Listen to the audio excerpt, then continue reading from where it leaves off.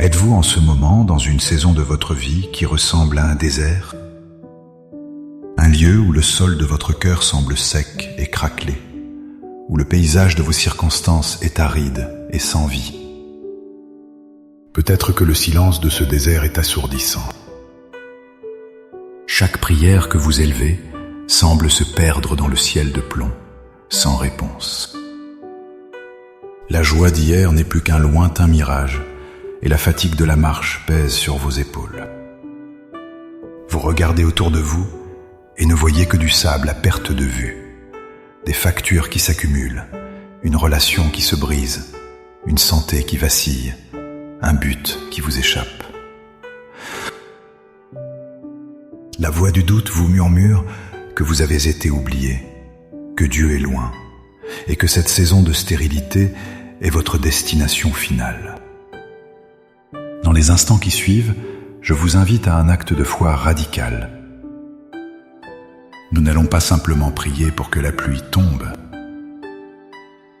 Nous allons nous tenir sur une promesse divine, une vérité plus réelle que le sable sous nos pieds. Il existe une prière, non pas pour supplier Dieu d'agir, mais pour s'aligner sur ce qu'il a déjà promis de faire. Ensemble, nous allons transformer ce lieu d'épreuve en un autel de rencontre et prier avec l'assurance que le Dieu qui a fait jaillir l'eau du rocher est sur le point de transformer votre aridité en un jardin florissant. Avant de lever nos voix, il est essentiel de changer notre perspective sur le désert. Dans la pensée humaine, le désert est un lieu de mort, d'oubli et d'abandon. Mais au plus profond de l'âme, l'isolement est souvent un moment de rencontre, un moment de préparation et de découverte. C'est au désert que Moïse a rencontré Dieu dans le buisson ardent. C'est au désert que le peuple d'Israël a été nourri par la manne céleste. C'est au désert que Jésus a vaincu la tentation. Votre désert n'est pas un signe de l'abandon de Dieu, mais souvent une invitation à une intimité plus profonde avec lui, loin des distractions du monde. Un texte inspirant nous offre une perspective encourageante, évoquant l'importance de se concentrer sur l'avenir et de ne pas s'attarder sur le passé. Voici, je vais initier un changement sur le point de se produire. Ne le remarquerez-vous pas? Je mettrai un chemin dans le désert et des fleuves dans la solitude. Analysez cette promesse. Dieu ne dit pas « je vais peut-être faire ». Il dit « je vais faire ». Il ne parle pas d'un futur lointain, mais de quelque chose sur le point d'arriver. Votre foi est la permission que vous donnez à Dieu de vous révéler ce qu'il est déjà en train de faire. Il promet un chemin. Là où vous ne voyez qu'une impasse, et des fleuves, là où l'aridité se fait sentir. De plus, la vision d'Ézéchiel dans la vallée des ossements desséchés nous enseigne que même ce qui semble mort et sans espoir peut revivre par le souffle de Dieu. Notre rôle n'est pas de comprendre comment, mais de croire celui qui peut.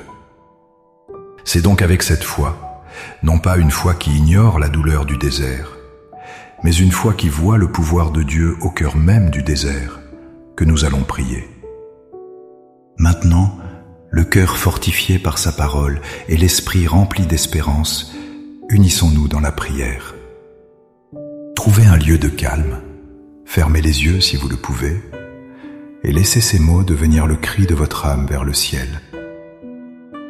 Père éternel, Maître des temps et des saisons, Créateur du ciel et de la terre,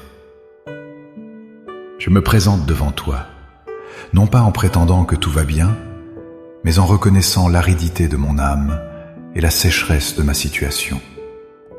Tu vois mon désert, tu connais chaque grain de sable de mes inquiétudes et de mes peines.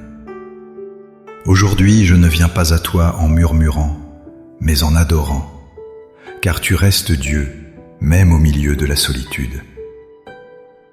Seigneur, aujourd'hui, je choisis d'abandonner à tes pieds ce qui m'empêche de recevoir ta pluie. Je dépose le fardeau du doute qui me murmure que tu m'as oublié. Je renonce à l'amertume qui a grandi dans ce sol aride, la colère contre les circonstances ou contre moi-même. Je me libère de la peur que cette saison ne finisse jamais. Et par-dessus tout, je te remets ma propre force, mes tentatives infructueuses pour faire pleuvoir, ma volonté de tout contrôler. Je reconnais que sans toi, je ne peux rien faire. Accepte mon abandon total. Maintenant, Père, sur le fondement de ta parole, je commence à proclamer. Je ne prie pas selon ce que mes yeux voient, mais selon ce que ta bouche a déclaré. Je proclame la promesse d'Ésaïe 43 sur ma vie. Tu fais une chose nouvelle. J'ouvre les yeux de ma foi pour voir le chemin que tu traces au milieu de ma confusion, pour sentir les fleuves de ta grâce couler dans la solitude de mon cœur. Que toute montagne d'impossibilité soit aplanie et que tout sentier tortueux soit redressé. Je proclame la vie sur chaque domaine de mon existence qui ressemble à une vallée d'ossements desséchés. Sur mes finances, sur ma santé, sur mes relations, sur mes rêves brisés, je prophétise la vie par la puissance de ton Esprit Saint. Souffle sur moi, Seigneur, et que ce qui était mort revive pour ta gloire. Je proclame que ce désert n'est pas ma destination finale, mais une salle de classe où tu m'enseignes la dépendance, la foi et l'endurance. Je te demande de me parler ici, dans le silence. Révèle-moi les leçons que je dois apprendre, les idoles que je dois briser et la profondeur de ton amour pour moi. Je proclame que la joie n'est pas dépendante des circonstances, mais qu'elle est un fruit de ton esprit. Je te demande maintenant une effusion de ta joie surnaturelle, une joie qui est ma force pour continuer à avancer, même lorsque le paysage n'a pas encore changé. Je te demande la pluie de ta présence. Que ton Saint-Esprit vienne comme une ondée rafraîchissante sur la terre assoiffée de mon cœur. Lave la poussière du découragement, guéris les fissures de la douleur et prépare le sol de mon âme à porter du fruit à nouveau. Par la foi, je reçois maintenant ta promesse. Je ne marche plus comme une victime du désert, mais comme un héritier de la promesse. Je sens déjà les premières gouttes de ta grâce. Mon désert ne me définit plus. Ce qui me définit, c'est ta promesse qu'il fleurira. Je te remercie, Seigneur, non pas pour ce que mes yeux voient déjà, mais pour ce que tu as déclaré et commencé à faire. La victoire est à toi, et l'honneur te revient. Au nom puissant et glorieux de Jésus. Amen. Cette prière n'est pas une formule magique, mais le début d'une marche par la foi. Le voyage à travers le désert se fait un pas à la fois, une journée à la fois. Chaque matin, même quand le sable semble encore chaud sous vos pieds, rappelez-vous cette promesse. Dieu est à l'œuvre. Nourrissez votre foi avec sa parole et continuez à le louer pour la pluie qui vient. Si cette prière a ravivé une flamme d'espoir dans votre cœur, montrez votre soutien en aimant cette vidéo. Partagez-la avec quelqu'un qui traverse son propre désert, car l'espoir est contagieux.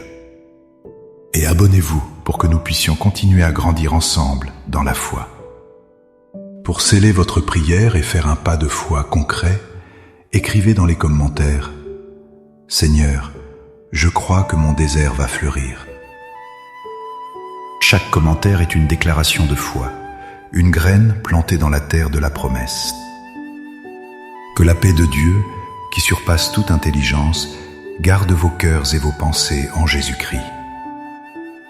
Soyez bénis.